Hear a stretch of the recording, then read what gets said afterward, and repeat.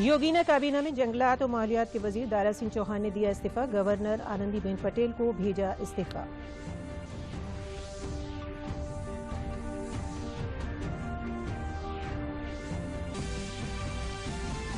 कांग्रेस रुकन असेंबली नरेश सैनी और समाजवादी पार्टी से 3 बार रुकन असेंबली रहे हरि ओम यादव अपने हिमायतियों के साथ बीजेपी में हुए शामिल।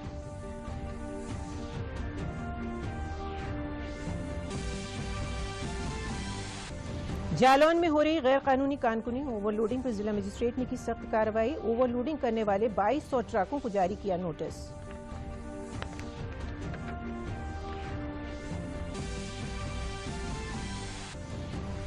और रियासत के सभी जिलों में बूस्टर वैक्सीनेशन के साथ 15 से 18 बरस की उम्र के लोगों के साथ ही फ्रंटलाइन वर्कर्स की तेजी से की जा रही है टीकाकारी।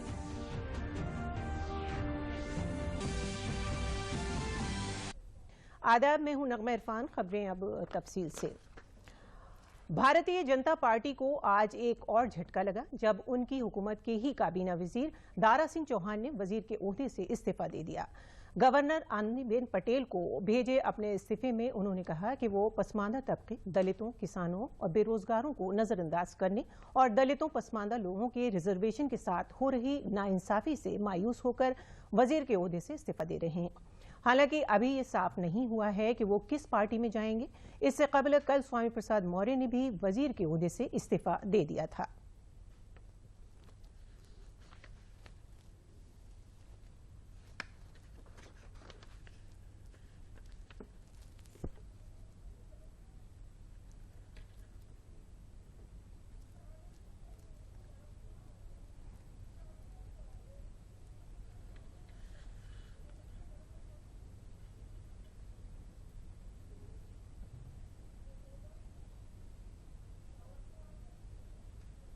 चूंकि चुनाव की घोषणा हो गई है तो आज अखिलेश यादव जी पूर्व मुख्यमंत्री के अध्यक्षता में घटक दलों की एक बैठक हुई, उसमें मैं भी था। तो उसमें बाकी जो चुनावी रणनीति होती है उससे ज्यादा और क्या होगा, अखिलेश यादव जी ने बताया और हम लोगों ने भी कहा कि सीटें जो मिलें, जो भी लड़े, चाहे जहां से जो लड़े, लेकिन ये मान के चलो कि पूरे 403 सीटों पर हम लोग चुनाव लड़ रहे हैं। सबको मिलजुल करके प्रचार करके प्रत्याशियों को जिताना है, जिससे कि ये सरकार सत्ता से हटे। 2 दिन के अंदर ये तय हुआ कि 2 दिन के अंदर प्रत्याशियों की घोषणा हो जाएगी, तो आपको पता लग जाएगा कि किसको कितनी सीट मिली। अब कहाँ लोग भाग के जाएंगे, अब तो चुनाव सर ही पर है। उधर समाजवादी पार्टी दफ्तर पर सियासी सरगर्मियां तेज हो रही हैं। समाजवादी पार्टी सदर अखिलेश यादव ने आज अपनी मुआविन पार्टी के ओहदेदारों के साथ मीटिंग की। मीटिंग में इंतखाबी लाए अमल और टिकटों की तकसीम पर तबादला ख्याल किया गया। सुहेल देव भारतीय समाजवादी पार्टी के सदर ओम प्रकाश राजभर, अपना दल की कृष्ण पटेल, केशव देव मौर्य, संजय चौहान और राष्ट्रीय लोकदल के रियासती सदर मसूद अहमद मौजूद थे। मीटिंग के बाद आरएलडी के मसूद अहमद ने बताया कि 2 दिनों के अंदर हमारा इत्तेहाद उम्मीदवारों के नामों का ऐलान कर देगा।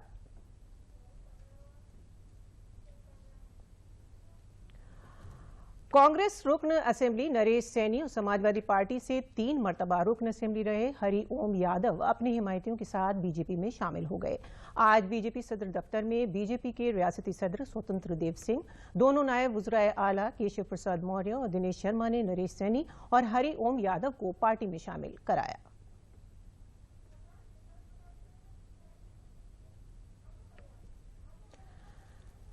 इंतखाब आते ही रियासत में सियासी सरगर्मियों का दौर जारी है। मुसलसल बड़ी चौंकाने वाली खबरें आ रही हैं। हमारे साथ स्टूडियो में मौजूद हैं हमारे 2 साथी, आइए उनसे जानते हैं इंतखाबी अपडेट।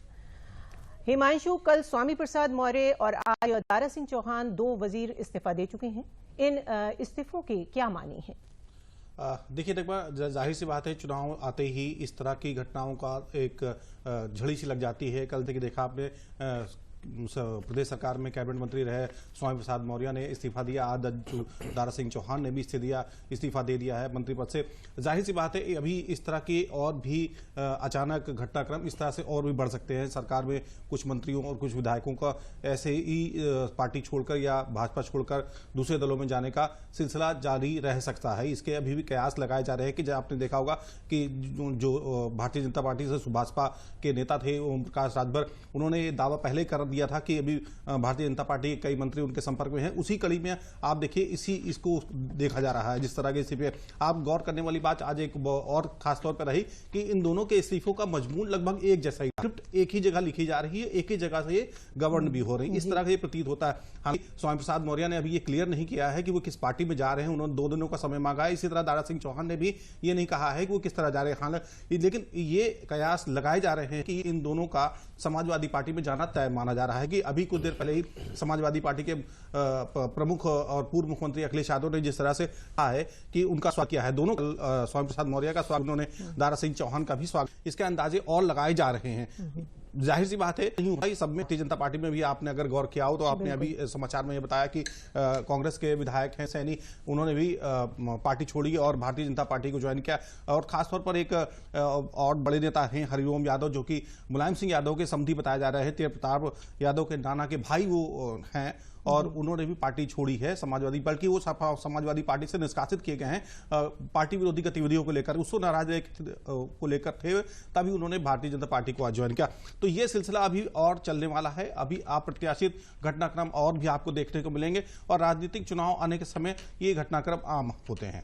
नगमा जी। और अब विकास का रुख करते हैं। दिल्ली का रास्ता उत्तर प्रदेश से होकर जाता है, ये सब जानते हैं, लेकिन गुज़िश्ता 2-3 दिनों में तेजी से वाक़यात रूनुमा हो रहे हैं। इंतखाबी माहौल लगातार गर्म हो रहा है। इसमें किस सियासी पार्टी को सबसे ज्यादा फायदा होता नजर आ रहा है? विकास साहब बताएं। जी बिल्कुल नगमा, देखिए नफा और नुकसान राजनीति में होता है छोटी छोटी घटनाओं पे, लेकिन देखें हम कल से लेकर आज तक जिस तरीके से कुछ लोगों ने इस्तीफा दिया, जो लोग अलग थे वो अब साथ आ गए, जो लोग साथ थे वो दूसरे खेमे में जा रहे हैं। ये लगभग राजनीति में हर चुनाव दर चुनाव होता रहता है। जब चुनाव आते हैं तब ऐसी चीजें होती रहती हैं। लेकिन अगर देखा जाए कि इनके पीछे आधार क्या है, भारतीय जनता पार्टी एक ऐसी पार्टी है, हम इसके अगर पूर्व में देखें तो वहां पर देखने को ये मिलता है कि भारतीय जनता पार्टी से निकलने के बाद, चाहे एक समय पे वहां पर जब बड़े बड़े नेता रहे हो, लेकिन पार्टी से निकलने के बाद उनका कोई अस्तित्व नहीं रहता है। ये एक बड़ी बात है। एक आप बड़े संगठन में रहते हैं तो उस संगठन में आपकी एक पहचान रहती है, नीतियां रहती है, पूरा संगठन रहता है। और उत्तर प्रदेश में अगर बात करें या पूरे देश में बात करें, चूंकि उत्तर प्रदेश में चुनाव है और भारतीय जनता पार्टी का संगठन बहुत ही मजबूत है। लगातार हमने देखा चुनाव से पहले ही लगातार भारतीय जनता पार्टी जमीनी स्तर पर जो काम करती रहती है। भारतीय जनता पार्टी की सबसे बड़ी जो मजबूती है वो है उनका काम, योजनाएं। जिस तरीके से प्रदेश में योजनाओं का क्रियान्वयन किया, उन्होंने लोगों को लाभ पहुंचाया। अगर पूर्ववर्ती सरकारों में हम अगर बात करते हैं, देखते हैं कि किस तरीके से जो योजनाएं होती थी उनके नाम पर जो पैसे की बंदरबांट होती थी, आम लोगों को लाभ नहीं मिलता था। ये भारतीय जनता पार्टी की सबसे बड़ी ताकत है। और हमने पिछले चुनाव, लोकसभा चुनाव में देखा 2019 में कि किस तरीके से लाभार्थी आपका वोटर बन गया। ये भारतीय जनता पार्टी की मूल ताकत है। इस तरीके से अभी चुनाव प्रथम चरण, द्वितीय चरण, 7 चरणों में प्रदेश में चुनाव है और आने जाने की खेमेबाजी लगी रहेगी। राजनीतिक दल जो नेता हैं वो आते जाते रहेंगे, लेकिन पार्टी अपने स्तर पर, जमीनी स्तर पर जो तैयारियां चल रही हैं वो एक बड़ी बात है। और साथ देखा जाए इस बार के चुनाव में जो कुछ नया देखने को मिल रहा है, ये चीजें तो चलती ही रहती है, लेकिन नया देखने को ये मिल रहा है कि कोविड के काल में इलेक्शन कमीशन की तरफ से कुछ पाबंदियां लगाई गई हैं। उन पाबंदियों के बावजूद जिस तरीके से अब चुनाव प्रचार हो रहा है, डोर टू डोर लोग जाकर अपना चुनाव प्रसार कर रहे हैं, उसमें भारतीय जनता पार्टी ने कल से ही अपना चुनाव प्रचार शुरू कर दिया था। तो बाकी तैयारियां राजनीतिक दलों की और भारतीय जनता पार्टी की देखें तो कहीं आगे है। एक इंटरव्यू में समाजवादी पार्टी के राष्ट्रीय अध्यक्ष ने भी इस बात को स्वीकार किया था कि सोशल मीडिया सबसे बड़ा माध्यम बनने वाला है इस चुनाव में प्रचार प्रसार का। तो उसमें भारतीय जनता पार्टी को बहुत आगे है बाकी राजनीतिक दलों से। तो ऐसी घटनाएं होती रहेंगी। कमोबेश स्वामी प्रसाद मौर्य, उनके खेमे के कुछ लोग होंगे जो लोग अभी 14 तारीख को उन्होंने कहा है कि वो एक बड़ा ऐलान करेंगे कि वो कहां जाएंगे। तो 14 तारीख तक हो सकता है उनके साथ कुछ और लोग भी इस्तीफा दें। लेकिन अभी एक चीज देखने को और मिली है कि भदोही के एक विधायक थे, उनके नाम से एक उनका लेटर जारी किया गया इस्तीफे का। बाद में उन्होंने खंडन किया कि मैंने कोई इस्तीफा नहीं दिया है, ये गलत लेटर है, इस पे कार्रवाई की जाएगी। तमाम ऐसी अफवाहें फैलाने की भी कोशिश की जाएगी जो घटना दर घटना हो रही है। लेकिन राजनीतिक गतिविधि देखने को ये मिलेगी कि बूथ स्तर पर तैयारी किस राजनीतिक दल की कितनी मजबूत है, यही उसको चुनाव में विजय दिलाएगी। तो ताकत तो सभी लगाएंगे, सभी राजनीतिक दल लगाएंगे, बसपा हो, कांग्रेस हो, समाजवादी पार्टी हो, खेमेबंदी करने की कोशिश करती है। तो लेकिन इन सब चीजों में हमको उत्तर प्रदेश का चुनाव जो सबसे रोचक बन गया है, और रोचक रहता ही है उत्तर प्रदेश का चुनाव नगमा, तो देखेंगे नए नए रंग आपको भी मिलते रहेंगे। जी, और बहुत बहुत शुक्रिया आप दोनों हजरात का, इतनी अच्छी आपने मालूमात फराहम कराई। और बढ़ते हैं अपनी अगली खबर की तरफ। इंतखाबी नोटिफिकेशन जारी होते ही जाली नोट बनाने वाले भी सरगर्म हो गए हैं। लखनऊ पुलिस ने एक हफ्ते के दौरान नकली नोट बनाने वाले गिरोह का दूसरी मर्तबा पर्दाफाश किया है।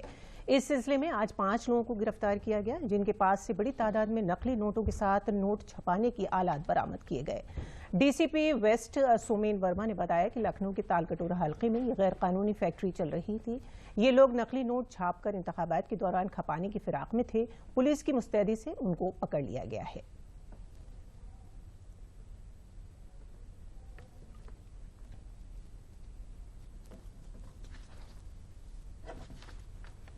ये 5 एक्यूज्ड यहीं पे लखनऊ शहर के अंदर ही जाली नोट बना रहे थे, जो काफ़ी अच्छी क्वालिटी की है। और इनको आशा थी कि आने वाले चुनाव में इस जाली नोटों का भरपूर उपयोग करेंगे, क्योंकि पूरे उत्तर प्रदेश में चुनाव हर गांव में हर जगह पे होगी, जहां पे बहुत सारे लोगों को एक्चुअल नोट और जाली नोट के अंदर में अंतर समझ में नहीं आता। उन्हीं लोगों को उनकी जो जानकारी का अभाव है उसकी सुविधा उठाने के लिए प्रोग्राम बना रहे थे। ये लोग इसके लिए स्टैकिंग कर रहे थे, पेपर्स मंगवा के रखे थे, इनके पास अपना प्रिंटर था और भी काफ़ी सारे मटेरियल है जो इन नोटों को असली चेहरा देने के लिए इस्तेमाल होता है। और वो लोग प्रयास में लगे हुए थे, जिसको हमारी टीम ने पकड़ा है। इस काम को पूरी तरीके से पहले ही हमने रोक लिया है। इसलिए कमिश्नर ऑफ पुलिस लखनऊ द्वारा पूरी टीम को 20,000 रुपया रिवार्ड देने का घोषणा की गई है। फतेहपुर के बिंदकी थाना हल्के में इंतखाबी ज़ाब्ते इखलाक और कोरोना प्रोटोकॉल की खिलाफ वर्जी करने पर समाजवादी पार्टी के साबिक जिला सदर समेत उनके 13 हिमायतियों पर मुकदमा दर्ज किया गया। इंतखाबी कमीशन की पाबंदी के बावजूद बिंदगी असेंबली हल्के के तहत छोटे लाल कापुरवा और सरकंडी गांव में समाजवादी पार्टी लीडर अपने हिमायतियों के साथ भीड़ जमा कर इंतखाबी तशहीर कर रहे थे। वायरल वीडियो में उनके हिमायती ज़ाब्ते इखलाक और वबाई प्रोटोकॉल की खिलाफ वर्जी करते नजर आ रहे थे। सीईओ अनिल कुमार ने बताया कि ज़ाब्ते इखलाक की खिलाफ वर्जी और वबाई एक्ट के तहत समाजवादी पार्टी के लीडर दयालु गुप्ता समेत 13 लोगों के खिलाफ मुकदमा दर्ज किया गया और आगे कानूनी कार्रवाई की जा रही है।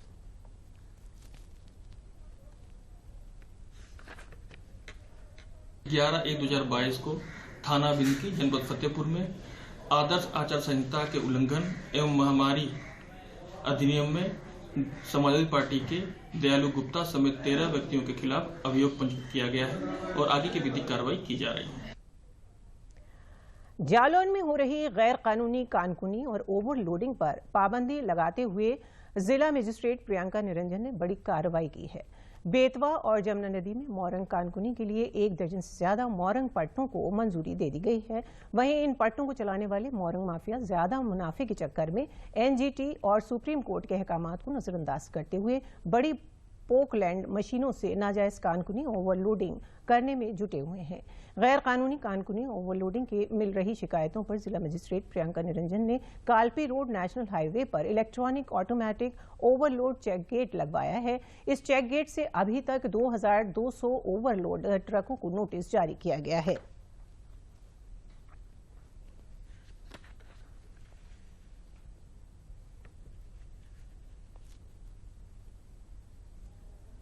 देखिए, जनपद में निरंतर प्रवर्तन की गतिविधियां चलती रहती हैं और इसी दिशा में जो कालपी में हमारा एक इलेक्ट्रॉनिक चेक गेट बना है ऑटोमेटिक, उससे लगभग अब तक 2200 नोटिस जारी किए जा चुके हैं और इसी को देखते हुए हमने औरैया रोड पर भी एक चेक गेट का प्रस्ताव शासन को भेजा है। शीघ्र ही वहां एक और चेक गेट की स्थापना कर दी जाएगी।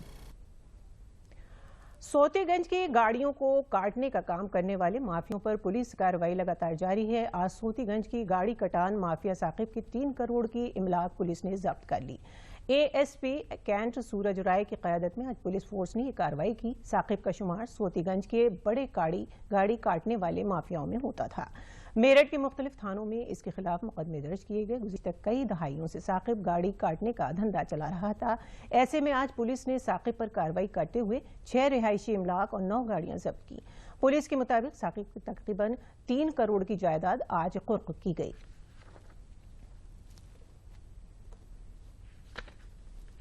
शाकिब उर्फ गद्दू पुत्र शमसुद्दीन, जो कि वाहन चोरी एवं वाहन कटान जैसे गंभीर अपराध कारित करता था, और इन सब अपराधों के अलावा इसने पुलिस टीम पर भी हमला किया था और इसके विरुद्ध थाना ब्रह्मपुरी में मुकदमा अपराध संख्या 111/21 अंतर्गत धारा गैंगस्टर एक्ट पंजीकृत था। और इस मुकदमे की विवेचना में ये प्रकाश में आया कि आज यह जो 6 आवासीय संपत्ति और 9 वाहन जिनका जब्तीकरण किया जा रहा है, यह संपत्तियां अभियुक्त शाकिब और गद्दू ने अपराध करके अवैध रूप से अर्जित की थी। अतः धारा 14(1) गैंगस्टर एक्ट के अंतर्गत इन संपत्तियों की का जब्तीकरण की कार्रवाई आज की जा रही है। इन कुल संपत्तियों की अनुमानित कीमत 3 करोड़ रुपए से भी ज्यादा है और उन्हीं संपत्तियों की कुर्कीकरण की कार्रवाई आज की जा रही है।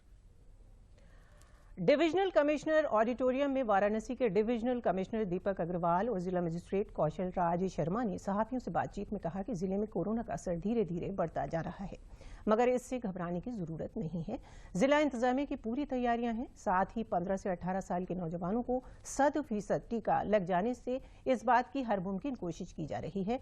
स्कूलों, कोचिंग सेंटर समेत हर जगह पर लोगों को बेदार करके नौजवानों की टीकाकारी के हदफ को पूरा करने की जिम्मेदारी सौंपी जा रही है। वाराणसी के संपूर्ण सिगरा स्टेडियम समेत मकामी एलटी कॉलेज में आइंदा 15 और 16 तारीख को वसी कैंप का इनेकाद किया जाएगा, जिसमें 15 से 18 साल के नौजवानों को टीकाकारी के साथ ही जिन लोगों को सेकेंड डोज की जरूरत है उनकी भी टीकाकारी की जाएगी, जिसमें फ्रंटलाइन वर्कर्स को भी एहतियाती डोज लगाना शुरू कर दिया गया है। 15 और 16 को जो वृहद कैंप चल रहे हैं उसमें हम लोग उन बच्चों को, वो विभाग की जिम्मेदारी होगी और उस ऑर्गेनाइजेशन या इंस्टीट्यूट की जिम्मेदारी होगी, उन बच्चों को हर को इंस्टीट्यूट को एक नोडल अफसर बनाने के लिए कहा गया है। वो शाम 12 बजे आज शाम तक हमारे पास सूची सारी आ जाएगी उन बच्चों की। उन बच्चों को हम लोग यहां लेके आएंगे और जिन इंस्टीट्यूट्स में ज्यादा बच्चों की संख्या है उन इंस्टीट्यूट में हमारी टीम वहीं पर जाकर उन बच्चों को वैक्सीनेट कराएगी। तो हम लोग का इस बार लक्ष्य ये है कि कोई एक बच्चा भी छूटने ना पाए और उस आयु वर्ग के हर बच्चे को एटलीस्ट फर्स्ट डोज हम लोग 20 जनवरी 2022 तक लगाकर उसको संतृप्त करें। नगर निगम की मलिन बस्तियों को देखने के लिए डूडा डिपार्टमेंट है बाकायदा। इसी के साथ जोनल अधिकारी जो पार्षदों के साथ मिलकर संपर्क करके ऐसा काम करेंगे, साथ ही निगरानी समितियां और इसके अलावा हमारी वेंडर्स की ऑर्गेनाइजेशन है और ईंट भट्ठों की संस्थाएं जो है, एसोसिएशन है, उन सबको हम लोगों ने आमंत्रित किया है। उन सबके डाटा 1-2 दिन में मांगे गए हैं। उनसे ये भी प्रॉब्लम शेयर की गई है कि आईडी अगर किसी बच्चे की नहीं होती है तो विदाउट आईडी भी हम स्पेशल सेशन क्रिएट कर सकते हैं और वहां बच्चों को वैक्सीनेट कर सकते हैं। ऐसे जगह सेंटर अगर बनाने हो तो उनमें स्वास्थ्य विभाग के नंबर जारी करके उनको कोऑर्डिनेट भी करा दिया गया है।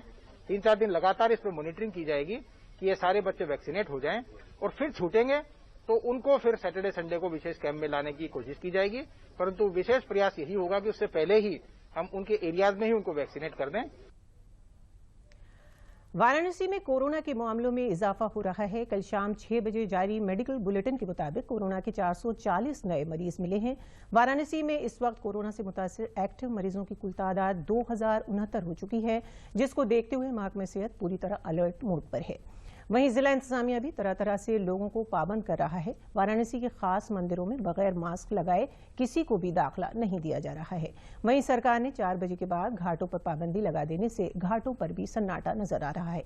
महकमा सेहत लगातार लोगों की एंटीजन और RT-PCR जांच करवा रहा है। वहीं टीकाकारी के जरिए लोगों को महफूज किया जा रहा है।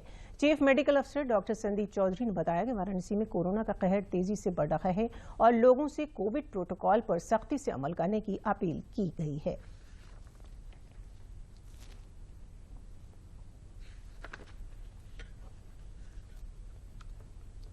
अभी और महानगरों को देखें तो उस हिसाब से अभी वाराणसी में इतने केसेस नहीं बढ़ रहे हैं। हाँ, थोड़ा संख्या ज़्यादा है, लेकिन अभी भी स्थिति पूर्णतः कंट्रोल में। और जो भी केसेस बढ़ हैं उनमें कोई भी ऐसे नहीं जिनको कि बहुत ही सीरियस कंडीशन हो या कोई तीव्रता हो या कोई कोमॉर्बिड कंडीशन हो या कोई ऑक्सीजन की समस्या हो। वो किसी और अन्य कारण से किसी जांच के लिए चिकित्सालय में आ रहे हैं और उन्हें कोविड पॉजिटिव मिलने पर उन्हें एहतियातन तौर पे होम आइसोलेशन के लिए सलाह दिया जा रहा है। अगर किसी विशेष परिस्थितियों में उन्हें अपने यहाँ आइसोलेशन की समस्या नहीं पूरी कर पा रहे हैं तो उन्हें हम भर्ती कर रहे हैं और अभी कोई घबराने की स्थिति जनपद वाराणसी में नहीं है। मुस्तकबिल में बरेली जिले में ऑक्सीजन की कमी न हो, इसके लिए जिले का 8वां ऑक्सीजन प्लांट शुरू हो गया है। रुहेलखंड मेडिकल कॉलेज में शुरू हुए इस ऑक्सीजन प्लांट की सलाहियत 800 लीटर फी मिनट है। ये कोविड-19 से मुतासर लोगों को ऑक्सीजन थेरेपी या सांस लेने में मदद करेगा। इससे कबल जिले में 7 ऑक्सीजन प्लांट लगाए जा चुके हैं। इसके साथ ही सभी सरकारी अस्पतालों में भी ऑक्सीजन समेत सभी तैयारियां मुकम्मल कर ली गई हैं।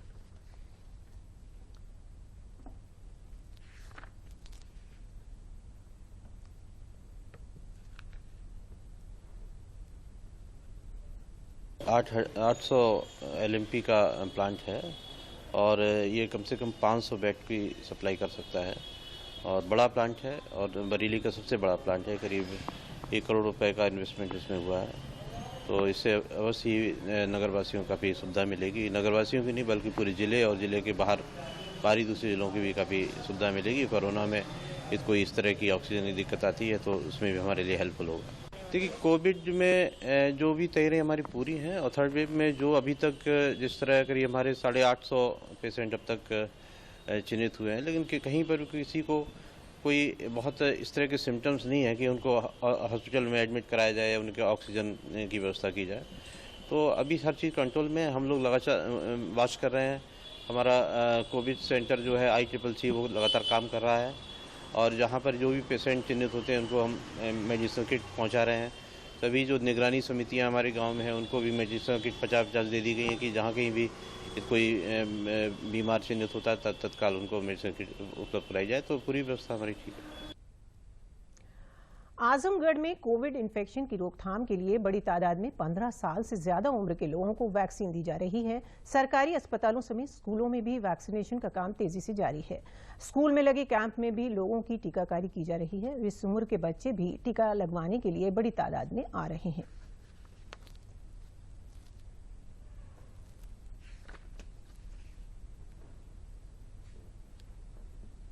लेकिन 2 दिन 3 दिन जब तक होगा, हम CMO साहब से कोऑर्डिनेट करके जब तक हमारा 100% हो नहीं जाता वैक्सीनेशन, तब तक हम उनसे रिक्वेस्ट करेंगे कि वो कंटिन्यू करते रहें हमारे यहाँ कैंप।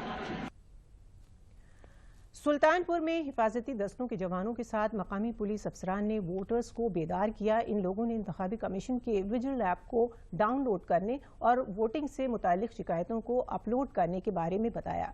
पुलिस कप्तान ने लम्बुआ असेंबली हल्का चांदा के राय दहिंदगान को विजिल ऐप के फायदे बताते हुए उन्हें 100 मिनट के अंदर मसाइल को हल किए जाने की इत्तला दी। इसमें शिकायत करने वाले शख्स की पहचान पोशीदा रखी जाएगी। अफसरान ने लोगों से कोविड प्रोटोकॉल पर अमल करने की अपील की। पुलिस कप्तान ने बताया कि राय दहिंदगान को बेदार करने के साथ गैर जानिबदाराना इंतखाब कराने के लिए इंतजामिया पुरअहद है।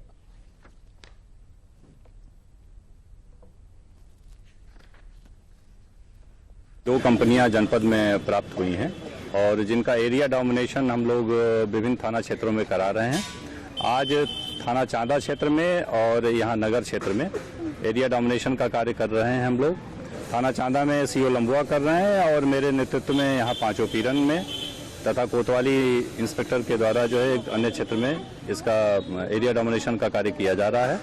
एरिया डोमिनेशन के दौरान हम लोग हर व्यक्तियों से संपर्क भी कर रहे हैं, मोहल्ले वासियों से संपर्क कर रहे हैं और उन्हें सी विजिल ऐप के बारे में जागरूक कर रहे हैं, कोविड के संक्रमण के बारे में भी जागरूक कर रहे हैं। साथ ही चुनाव संबंधी अगर उनकी कोई भी समस्या है तो उसको सी विजिल पर अपलोड करने के और पुलिस को बताने के बारे में उनको जागरूक किया जा रहा है। एरिया डोमिनेशन के माध्यम से आम नागरिकों को यह आश्वस्त किया जा रहा है कि जनपद में निष्पक्ष और शांतिपूर्ण चुनाव के लिए हम लोग पूरी तरह प्रतिबद्ध और तैयार हैं। गोरखपुर असेंबली हल्के में पुरअमन इंतखाबात कराने के लिए पुलिस फोर्स और मुसल्लह सरहदी फोर्स के जवानों ने फ्लैग मार्च किया। इसमें लोगों को वोटिंग के लिए बेदार किया गया और कोरोना से तहफ़्फ़ुज़ की मालूमात दी गई। मास्क का इस्तेमाल करने और सोशल डिस्टेंसिंग का ख्याल रखने की सलाह दी गई। शहर के कई हिस्सों से निकलता हुआ ये मार्च लोगों को हिफाजत के साथ साथ इंतखाबी तैयारी के बारे में भी खबरदार कर रहा था।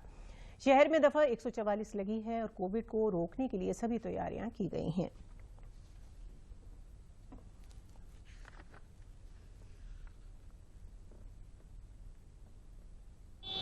ये विधानसभा चुनाव के दृष्टिगत जिले में 3 कंपनी एसएसबी के जवान मिले हुए हैं जो आज रात्रि में ही आए हैं और एक कंपनी शहर के लिए मिली हुई है।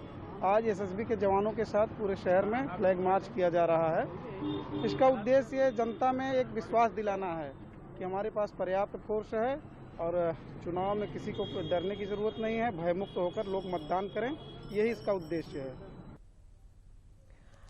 कानपुर शहर के परमट घाट में कभी अपनी तालीम के लिए मसाइल से जूझते हुए नितिन कुमार ने गरीब लोगों को तालीम देने का बीड़ा उठाया। इसके लिए उन्होंने एक नई राह फाउंडेशन के तहत गंगा के दोनों किनारों पर बसे बच्चों को पढ़ाने का फैसला किया। ये बच्चे वो हैं जो स्कूल नहीं जाते। नितिन गरीब कुनबे से हैं, कभी उनके पास फीस चुकाने के पैसे नहीं होते थे। माँ बर्तन मांजकर घर चलाने का काम कर रही थी। नितिन ने किसी तरह तालीम हासिल कर लोगों को तालीम देने का काम शुरू किया। अब वो बेसहारा गरीब बच्चों को मुफ्त तालीम दे रहे हैं। इस तरह का काम करने वाले लोग ही समाज को एक नई समत दे पाते हैं। नितिन भी उन्हीं में से एक हैं। बच्चे भी यहाँ आकर खुश हैं और उनका कुनबा भी इस खुशी में उनके साथ है।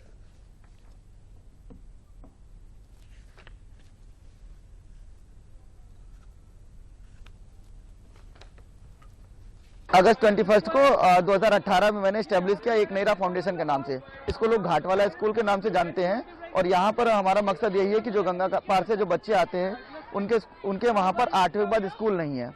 तो हमारी कोशिश ये रहती है वहाँ पर 8वीं के बाद कोई स्कूल नहीं, तो इसका मतलब है कि वहाँ पर 10वीं का भी कोई बच्चा पास ही नहीं होता। 8वीं के बाद सब लोग स्कूल बंद कर देते हैं। तो हमारे पास कुछ लड़कियाँ वहाँ से 7वीं क्लास में जुड़ी थी और 7वीं क्लास से जुड़ने के बाद उनको जोड़ना घटाना नहीं आता था, लेकिन हम लोगों का ये रहता था कि इनको किसी तरह सिखाना। तो एक बेसिक हम लोग सिलेबस रखते थे और वही हमारा अचीवमेंट भी है, क्योंकि वो 5 लड़कियां जो 7th क्लास में हमारे पास आई थी गंगा पार में, जहाँ 10वीं में कोई लड़का भी नहीं पास है, वहाँ पर ये इंटर में ये 5 लड़कियां हमारे पास है वो इंटर पहुंच गई हैं और दोनों गणित, सारी 5 लड़कियां गणित से पढ़ रही हैं। हाई स्कूल बहुत अच्छे से पास किया।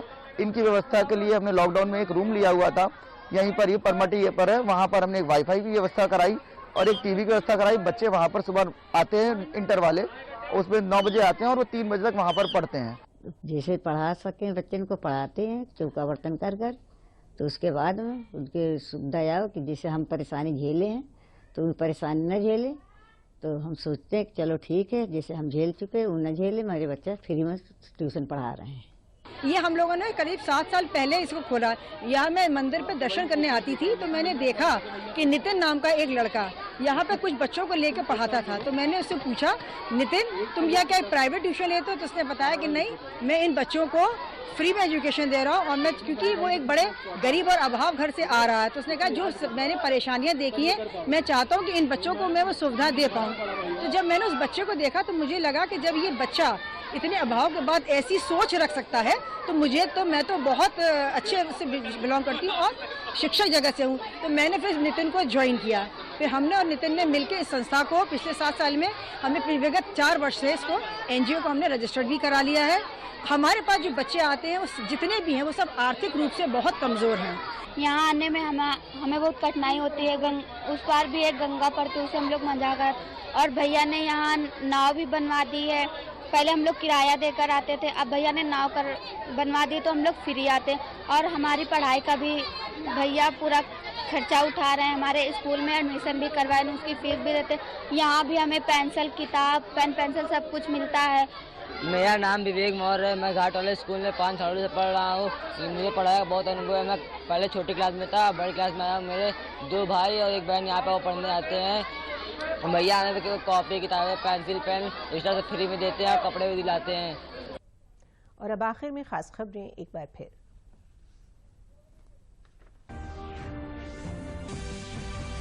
योगीना काबीना में जंगलात और मालियात के वजीर दारा सिंह चौहान ने दिया इस्तीफा। गवर्नर आनंदीबेन पटेल को भेजा इस्तीफा।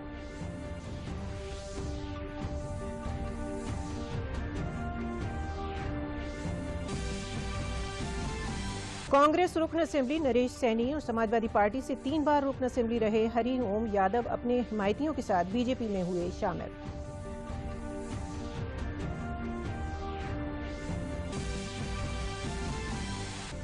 जालौन में हो रही गैर कानूनी कानकुनी ओवरलोडिंग पर जिला मजिस्ट्रेट ने की सख्त कार्रवाई। ओवरलोडिंग करने वाले 2200 ट्रकों को जारी किया नोटिस।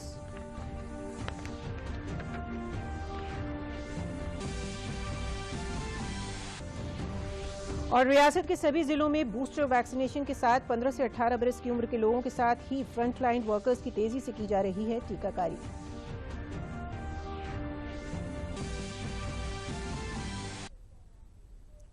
तो आज के लिए खबरों में इतना ही। इजाजत दीजिए। आदाब।